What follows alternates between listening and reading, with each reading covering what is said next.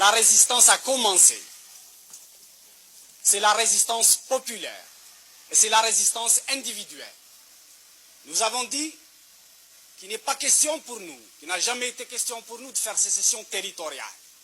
Ce qui nous importe, ce n'est pas de défendre des bâtiments, mais de faire en sorte que les troupes de Boumediene, qui se comportent en troupes d'occupation, n'aient aucun répit.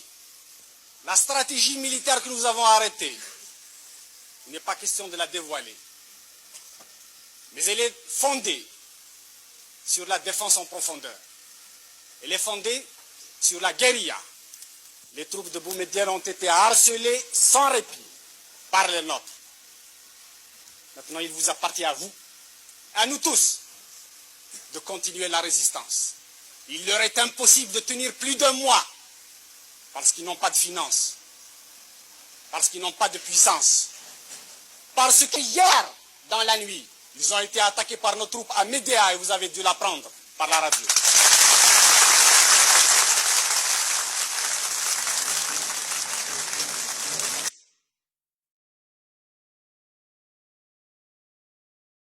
Du colonel Boumediene, le colonel Boumediene, ce que je peux dire de lui, c'est un petit intellectuel venant de la mosquée du Caire.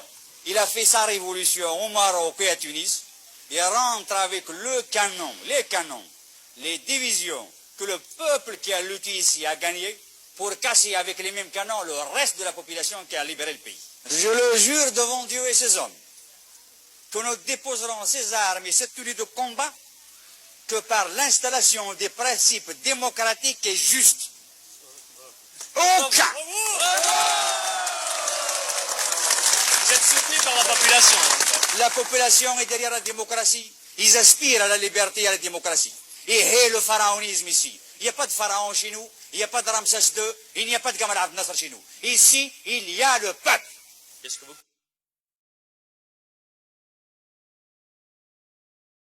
Mon colonel, vous avez fait 7 ans de guerre. Vous êtes prête à recommencer? Oui, j'ai fait 8 ans de guerre contre le colonialisme. Si le gouvernement algérien décide à remplacer le colonialisme, je suis prêt à faire face. Des moudjahidines, des militants, après avoir lutté pendant 8 ans, se trouvent actuellement sans logement, sans pension, sans travail. Et beaucoup d'eux se trouvent dans des prisons. Je ne veux pas faire couler du sang entre Algériens. Je l'ai évité déjà. Ce qui vous a coûté vos galons. Mes galons, ce n'est pas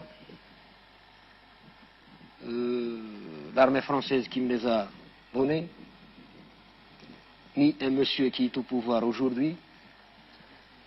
Mes galons m'ont été donnés par les moudjahidines qui, la plupart, ne se retrouvent pas parmi nous aujourd'hui. Je les ai gagnés au combat révolutionnaire, à la lutte de libération nationale.